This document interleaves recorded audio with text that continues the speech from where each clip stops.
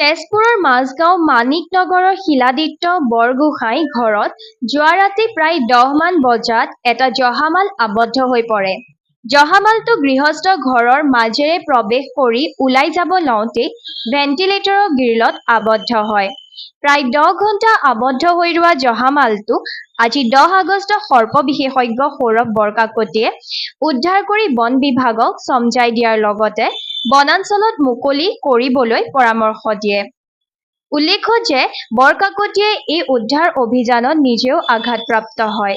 এই কঠিন উদ্ধাৰ অভিযানত বৰকাকতিয়ে দেৱালত বগাই ৱালৰ গ্ৰিল খুলি কাটিং মেচিনেৰে লোহা কাটি জহামালটো উদ্ধাৰ কৰিব লগা হয়।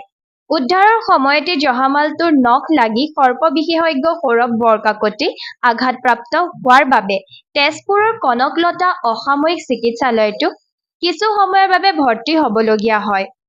চিকিৎসকৰ পৰামৰ্শ মতে বৰকাকতিয়ে ৰেবিপুৰ ভেকচিন লয় আৰু পৰৱৰ্তী সময়ত আৰু 4টা ৰেবিপুৰ ভেকচিন ল'বলগীয়া হ'ব বুলি চিকিৎসকে জানিবলৈ দিয়ে।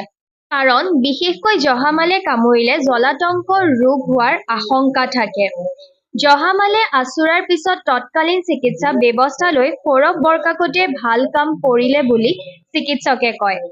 আনহাতে জহামালটোৰ সন্দৰ্ভত বৰকাকতিয়ে সংবাদ মাধ্যমত জনায় যে জহামাল বন্যপ্ৰাণী 1972 এক মতে স্কেডিউল 2ত পৰে।